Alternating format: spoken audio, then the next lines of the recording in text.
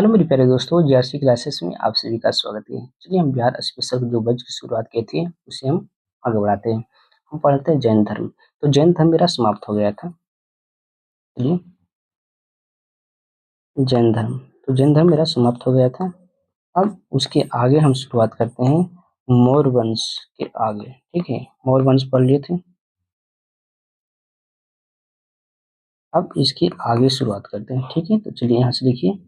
तो इसे कहानी थोड़ा पहले समझ लेते हैं, उसके बाद हम आगे बताएंगे। देखिए, मौर्य वंश। मौर्य वंश का सबसे अंतिम जो शासक था, ये आपको बताए थे। अंतिम शासक कौन थे? इनका नाम था विदरथ। ये अंतिम शासक थे, विदरथ। ठीक है। अब क्या होता है कि विदरथ थे जो अंतिम शासक थे, इनकी एक सेनापति था। सेनापति सेनापति उसका नाम था पुष्यमित्र। पुष्यमित्र शुंग। ठीक है, ये सेनापति था। एक बार की बात है कि दोनों के बीच में कुछ विवाद होता है। ठीक है, जैसे देखिए, ये जो पुष्यमित्र शुंग थे और ये जो विदरथ, ये दोनों के बीच में क्या होता है? विवाद होता है। विवाद होने के कारण विदरथ को पुष्यमित्र शुंग हत्या कर देता है। और हत्या करने के बाद शुंग वंश की स्थापना करता है। 185 ईसा पूर्व में शुंग वंश की स्थापना करता है।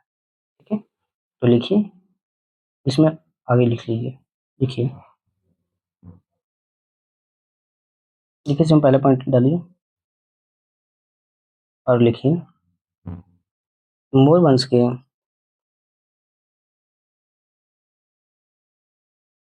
मौर्य वंश के अंतिम शासक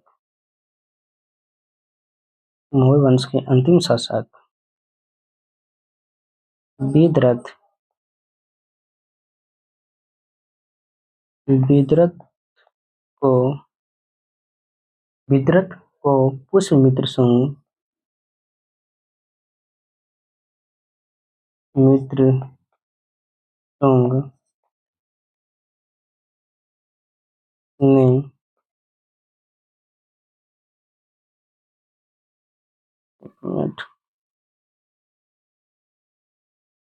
लिखिएगा, मौर्य वंश के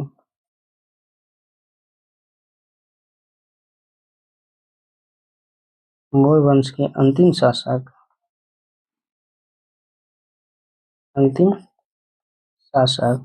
कौन था? विदरथ। विदरथ को पुष्यमित्र शुंग, इसलिए उसी का के सेनापति सेनापति पुष्यमित्र शुंग ने 185, देखिए, 185 ईसा पूर्व में हत्या कर दिया। देखिए, मौर्य वंश के अंतिम शासक विदरथ को उसी के सेनापति, किसका? विदरथ का सेनापति कौन था? पुष्यमित्र शुंग था। हाँ, तो 185 ईसा पूर्व में इसको हत्या कर देता और शुंग वंश की हत्या कर, आगे लिखिए, हत्या कर शुंग वंश की स्थापना, शुंग वंश की स्थापना किया। ठीक है, इसको लिखिए, शुंग वंश की स्थापना किया। हो गया। अब इसके आगे लिखिए, शुंग वंश के पुष्यमित्र शुंग, पुष्यमित्र शुंग, इसके बारे में लिखिए। देखिए, ये शुंग वंश के शुंग वंश के संस्थापक, शुंग वंश के संस्थापक कौन था? तो पुष्यमित्र शुंग थे। ठीक है, तो अब किए थे तो डेट लिख लीजिए 185 ईसा पूर्व। लिखिए इन्होंने उपाधि किसी को लिया था, देखिए उपाधि, चलिए लिखिए उपाधि, तो उपाधि इन्होंने लिया था सेनानी का, तो लिखिए सेनानी। ठीक है, सेनानी का उपाधि इन्होंने लिया था। चलिए और इससे आगे एक पॉइंट और लिखिए इसमें, इसने 2 अश्वमेध यज्ञ करवाए थे, 2 अश्वमेध यज्ञ करवाए थे। ठीक है, जिसमें पुरोहित पुरोहित पतंजलि थे, पतंजलि। ठीक है, देखिए इसने 2 अश्वमेध यज्ञ करवाए थे, जिसमें पुरोहित पतंजलि को बुलाया गया था, इसको आमंत्रित दिया गया था, किसको, पतंजलि को। ठीक है, हो गया। चलिए अब इससे आगे एक कहानी समझिए, एक कहानी समझिए तो कालिदास का नाम सुने हैं, कालिदास, अब मत लिखिए कालिदास। ठीक है, इनकी एक नाटक लिखे थे, ये नाटक, उनका नाम था, नाटक नाम था अ, मालविका अग्निमित्रम। क्या नाम था, मालविका, मालविका अग्निमित्रम, ये नाटक था। इसका नाटक था, तो कालिदास द्वारा एक नाटक लिखा गया था, उसका नाम था मालविका अग्निमित्रम। ठीक है, इसमें जो मालविका अग्निमित्रम था, इस नाटक में इन्होंने ये बताया था कि एक तरफ शुंग वंश का शासक, मुझे शुंग वंश के शासक कौन था, तो अग्निमित्र था, अग्निमित्र। ये कौन था, तो अग्निमित्र था, वह पुष्य शुंग का बेटा था, अग्निमित्र। और उसी के दरबार में एक लड़की रहती थी, उसका नाम था मालविका। ठीक है, क्या नाम था, मालविका। अब क्या होता है कि इन दोनों से हो जाता है लव, दोनों के बीच में हो जाता है प्यार, प्रेम प्रसंग। क्या होता है, प्रेम प्रसंग। अब ये दोनों के में हो जाता है प्रेम प्रसंग। तो इसी नाटक के द्वारा कालिदास ने ये बताए थे कि मालविका अग्निमित्र के बीच में जो प्रेम प्रसंग की बातचीत हुआ था, वही इसमें लिखा गया है। ठीक है, आए समझ में। हाँ, अग्निमित्र नहीं, देखो अग्निमित्र था जो पुष्यमित्र शुंग का बेटा था। ठीक है, और मालविका थी जो इन दोनों के बीच में क्या हो जाता है, लव हो जाता है। इसी को वर्णन कालिदास ने मालविका अग्निमित्रम नाटक में किया है। ठीक है, तो चलिए लिखिए आगे, अब इसको लिखिए कि पुष्यमित्र सिंह का, लिखिए आगे इसमें लिखिए कि पुष्यमित्र सिंह का, ऐसे लिखिए पुष्यमित्र सिंह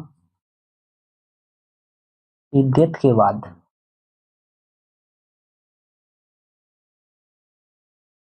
के बाद 148 ईसा पूर्व में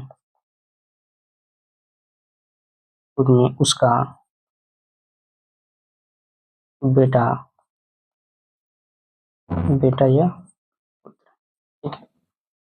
अग्निमित्र, अग्निमित्र गद्दी पे बैठा या शासक बना।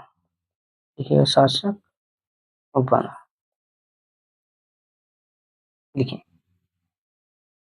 अग्निमित्र शासक बना कब, 148 ईसा पूर्व में उसका बेटा शासक बना। अब इस आगे लिखिएगा कालिदास की, देखिए कालिदास की नाटक मालविका अग्निमित्रम मालविका अग्निमित्रम में अग्निमित्र अग्निमित्र तथा मालविका का मालविका का प्रेम प्रसंग को वर्णन किया गया है या गया है। ठीक है, लिखिए इसको।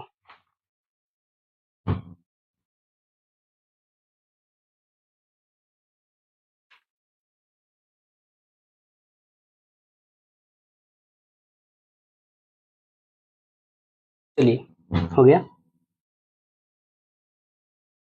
अब इससे आगे चलिएगा। चलिए, अब इससे आगे अब क्या होता है कि इस वंश का जो सबसे अंतिम शासक था उसका नाम था देवभूति। तो लिखिए, ये शुंग वंश का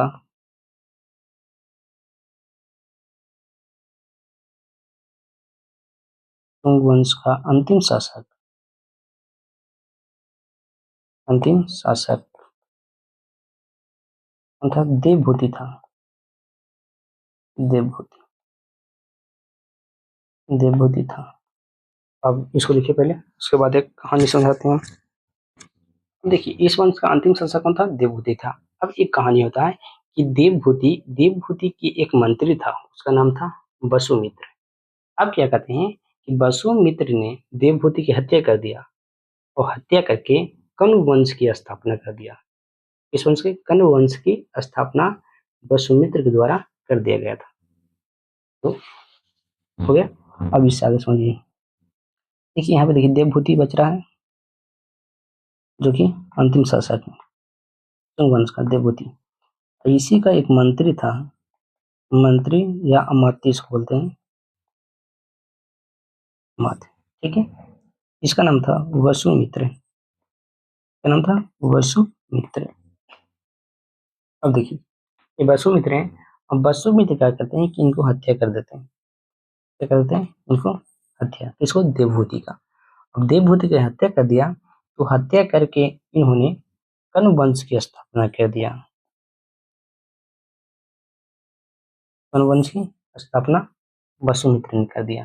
लिखिए, अब आगे लिखिए। ये शुंग वंश का शुंग वंश के अंतिम शासक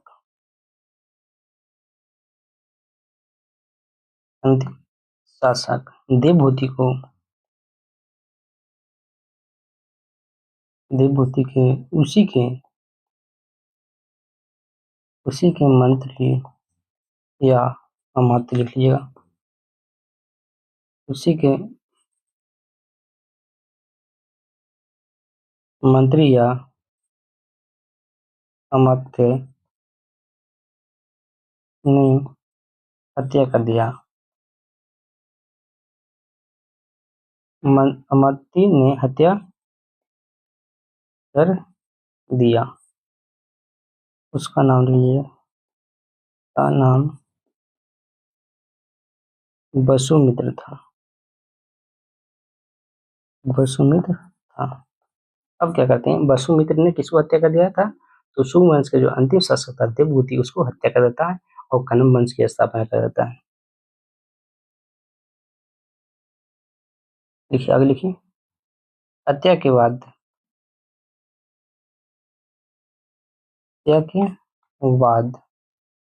वसुमित्र ने कण्व वंश की स्थापना कर दिया।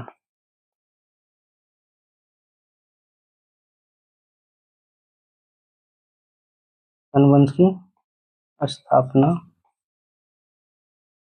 कर दिया। ठीक है, इसको लिखिए।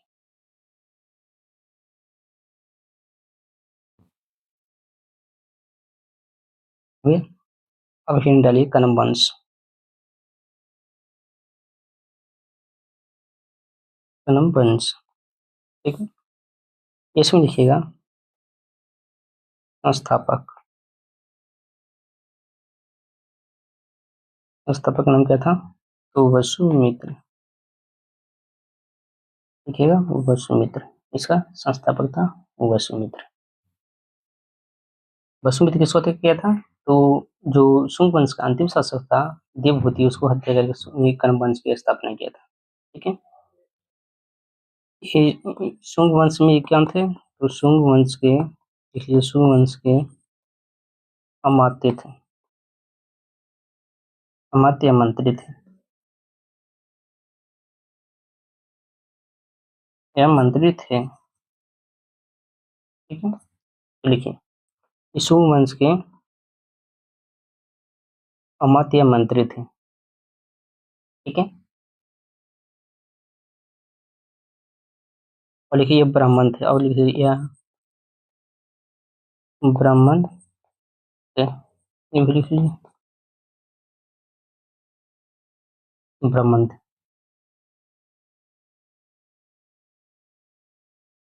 चलिए हो गया, इसके बारे में ज़्यादा नहीं पढ़ना है, ठीक है। तो इनको आप नोट करके डाल लीजिए इसमें, नोट में लिख लीजिए। इस वंश का अंतिम शासक था, देखिए इस वंश का अंतिम शासक, अंतिम सुशर्मा था। कौन था? सुशर्मा।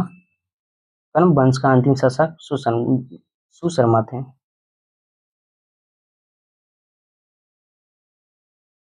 अब क्या होता है कि सुशर्मा को, ये जो सुशर्मा है इनको हत्या कर देता है सातवाहन, सातवाहन वंश के संस्थापक तिमुक। अब क्या करता है कि जो कण्व वंश का अंतिम शासक था सुशर्मा, उसको हत्या कर देता है सातवाहन वंश के संस्थापक सिमुक। सिमुक ने किसको हत्या कर दिया? तो सुशर्मा को हत्या करके, ठीक है।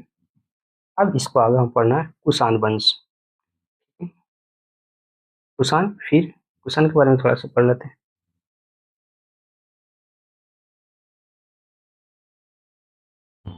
ठीक हो गया, अब चलते हैं इससे आगे।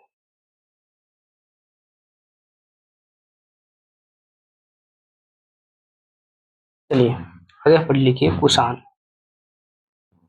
पेज डालिए कुषाण,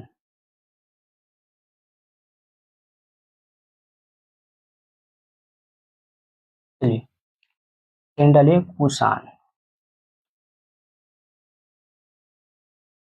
कुषाण के बारे में लिखिए, इसमें पहले पॉइंट डालिए, लिखिए कि भारत आने वाले विदेशियों में कुषाण सबसे लास्ट आए थे।